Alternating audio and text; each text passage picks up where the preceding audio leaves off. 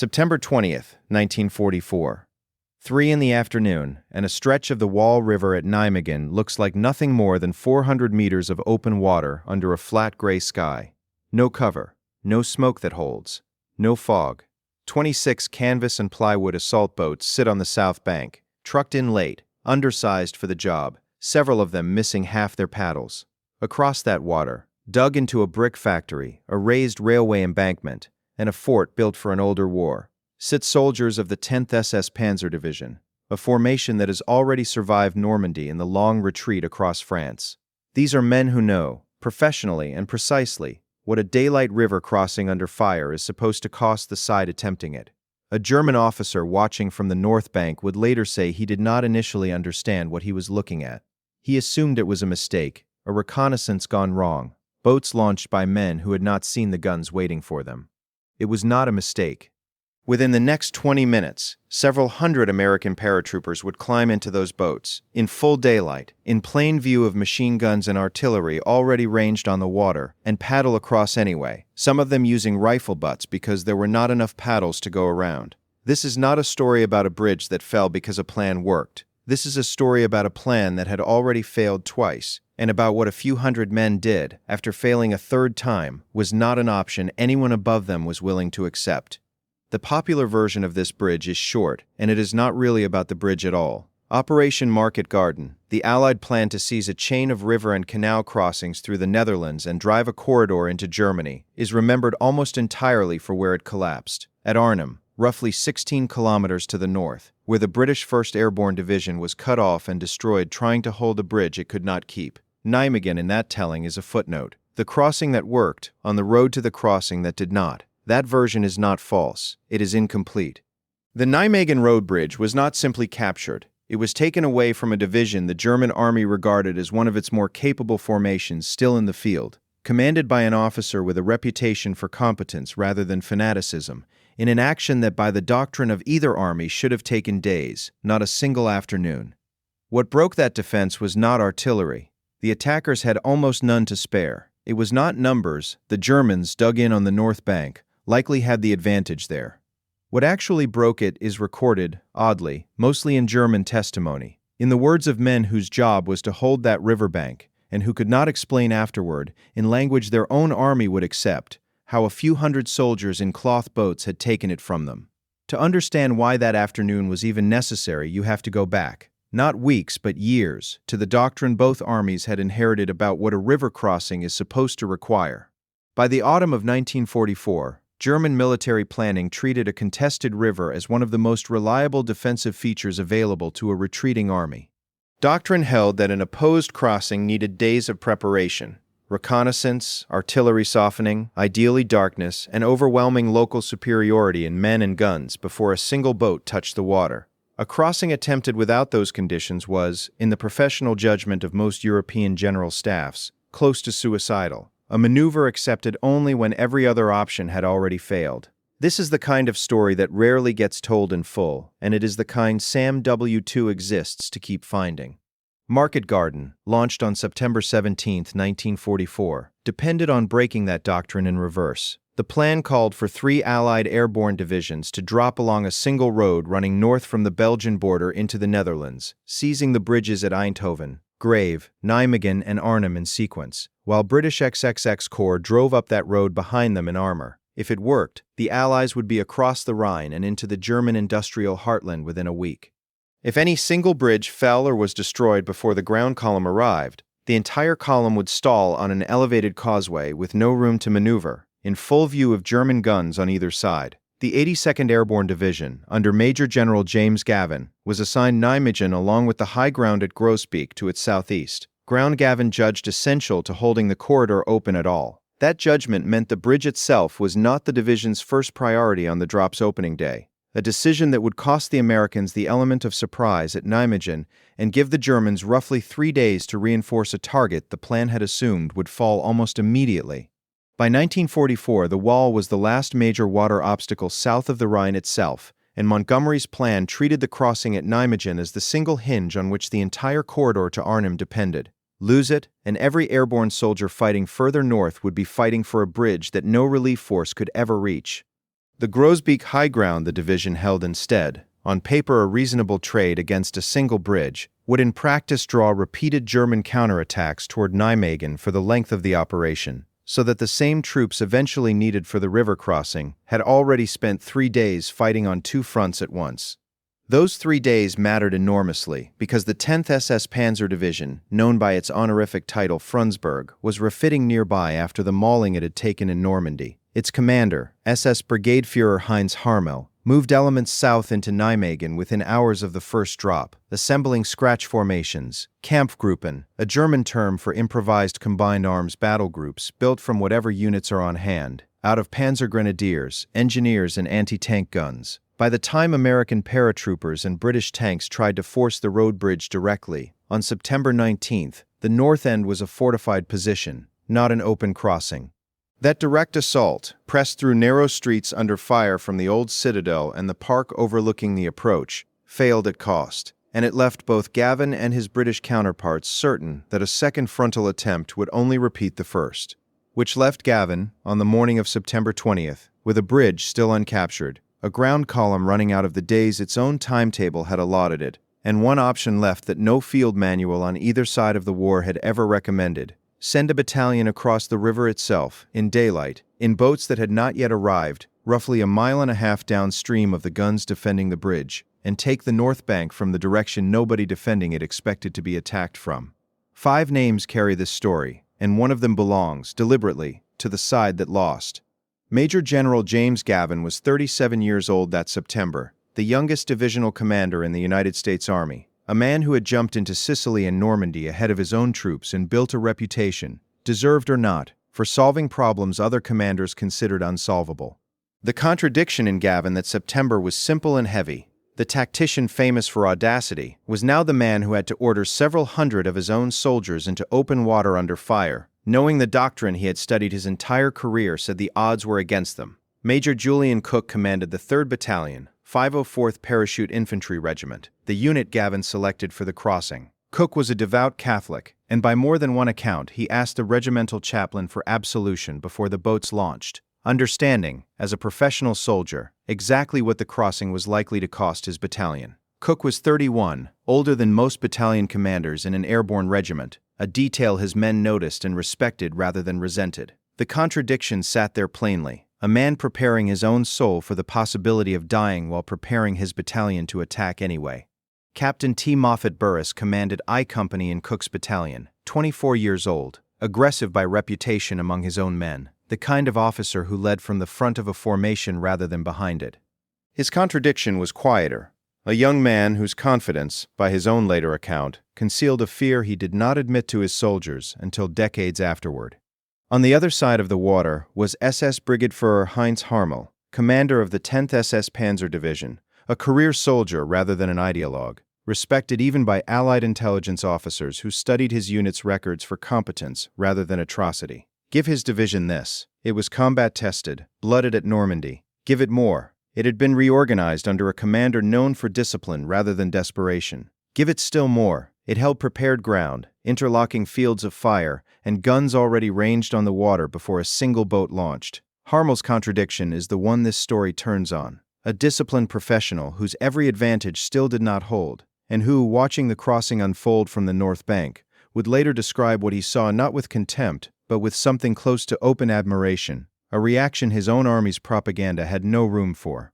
And on the bridge itself, once the crossing forced the issue, was Sergeant Peter Robinson of the Irish Guards, a tank commander under Lieutenant Colonel John Vandeleur, given the job, improbable for a sergeant in that army's normal chain of command, of leading the 1st Armor across an intact, mined 600-meter span that German engineers had wired to blow. 3 in the afternoon, September 20th. The boats reached the crossing point late, and there are fewer of them than the plan called for. 26 boats. Not enough paddles, no time to rehearse. British tanks and artillery on the south bank open a supporting barrage meant to cover the crossing with smoke. The wind does not cooperate. Within minutes the screen thins and drifts, and much of the river opens to clear view from the German positions on the far bank, including a squat power station the defenders had turned into a strong point. Cook's men load anyway.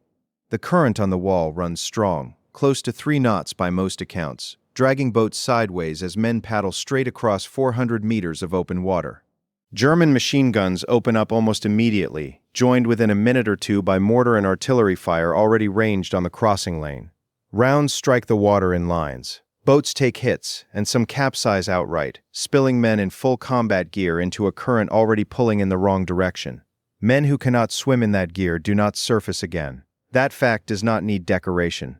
The first wave that survives the crossing does not stop to regroup. Soldiers come out of the water and go directly into the German positions on the embankment, some of them still soaked, some of them without working weapons, because water had fouled the actions.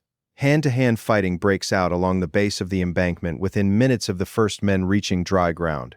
Casualties in that first wave were severe. Accounts differ on the exact figure. Some put it near 50 men killed or wounded out of roughly 260 who crossed. Others give a lower count, but every source agrees the toll was heaviest in the first 3 or 4 boats across, the ones that drew fire before the German gunners had to divide their attention among later waves.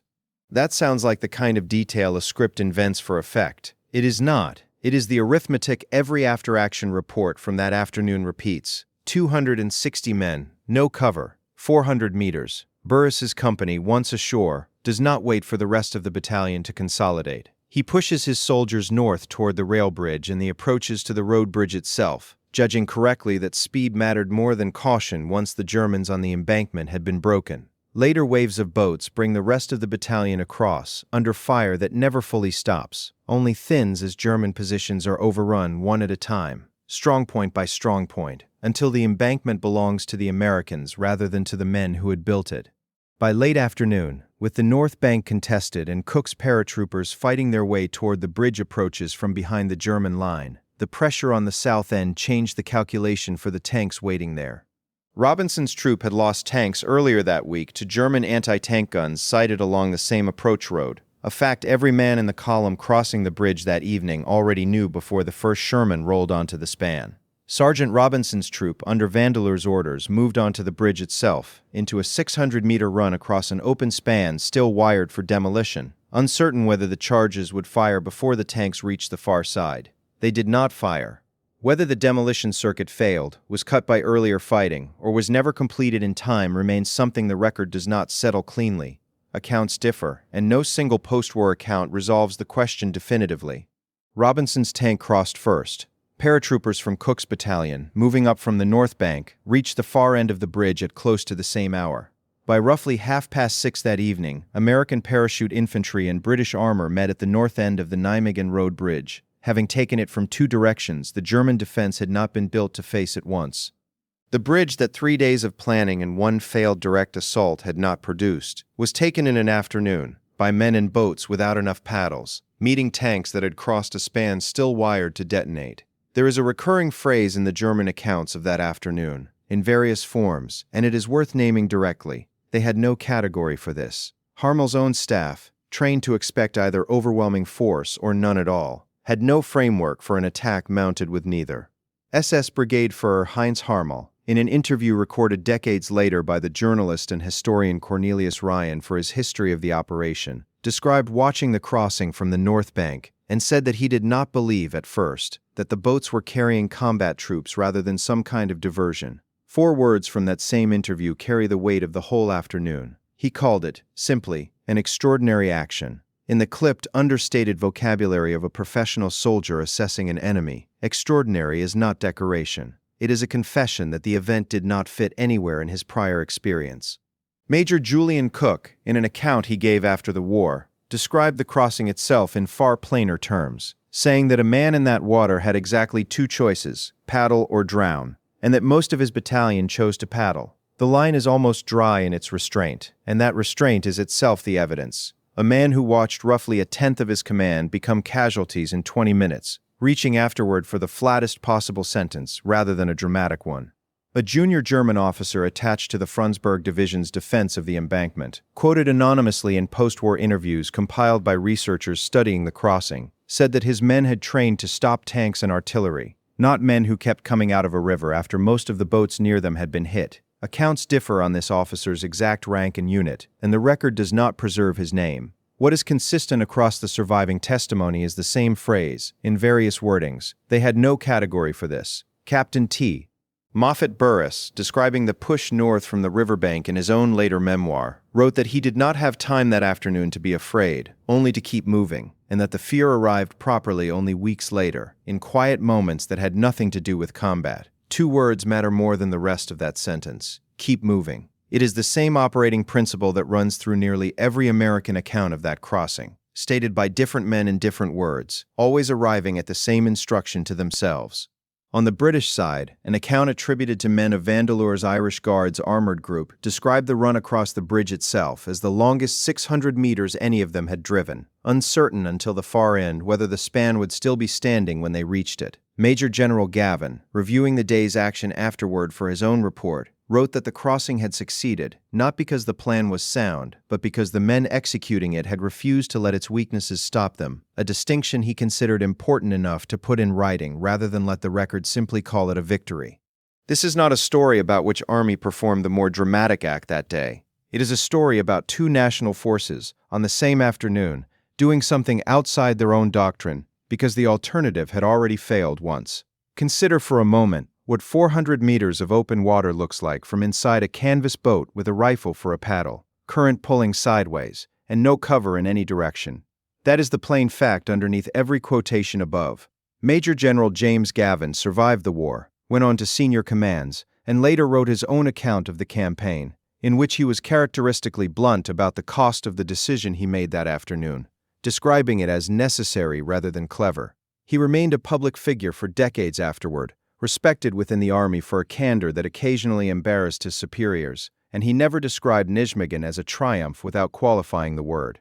Major Julian Cook returned to civilian life and rarely spoke publicly about the crossing for years, a pattern common among the men who led it. When he did give an account, decades later, colleagues who knew him described him as uncomfortable with the language of heroism applied to his own actions. Captain T. Moffatt Burriss wrote a full memoir of his service decades afterward, titled for the order his men had been given to hold, and by several accounts remained active in public life in the years after the war, a soldier's post-war path that took him well outside the army he had served in. SS Brigadeführer Heinz Harmel survived the war, was held for a period afterward, and lived long enough to be interviewed at length by historians researching the operation, interviews in which he spoke about the American crossing with a candor that surprised some of the researchers who expected a more guarded account from a former SS officer. His division's record at Nijmegen was, by the assessment of post-war historians, one of competent professional soldiering rather than atrocity, a distinction the record supports and that this story does not blur. Sergeant Peter Robinson's crossing of the bridge became one of the most frequently retold moments of the entire operation, though Robinson himself, by most accounts, remained a comparatively private figure afterward, his name far better known to historians of the battle than to the wider public that remembers Arnhem instead. The crossing itself would be studied for decades afterward at military academies on both sides of the Atlantic, cited less as a model to imitate than as an outlier the standard models could not fully account for. Instructors could describe what the battalion did, but doctrine still could not explain why it worked, and the bridge itself did not deliver what its capture had promised. Historians still disagree, sometimes sharply, about how many hours were lost between the link-up at Nijmegen on the evening of September 20th and the moment British armor actually resumed its push north toward Arnhem, and about who bears responsibility for that pause. What is not disputed is the outcome. The delay, whatever its cause, gave German forces time to reinforce the approaches to Arnhem, where the British 1st Airborne Division was already fighting the battle that would define the operation's failure in popular memory. This is not a story about who reached Arnhem in time, and it is not a story with a tidy verdict about blame. The Nijmegen crossing broke a defense that should have held. It did not, on its own, win the operation it was fought inside of. German doctrine called the concentrated point of an attack its Schwerpunkt, the place where forces meant to gather and break through. At Nijmegen, on September 20th, 1944, the Schwerpunkt was not a weapon or a plan. It was several hundred men deciding individually and almost simultaneously that the crossing was worth attempting anyway. That German officer on the north bank, the one who first mistook the boats for a mistake, watched the current carry them sideways and the machine guns open up, and still, by his own account, could not quite believe what he was looking at until the first Americans reached his side of the river. He had no category for it. Neither, in the end, did the doctrine either army had brought to that river. The bridge stood. The war did not stop for it. Both of those things are true, and neither one explains the other away.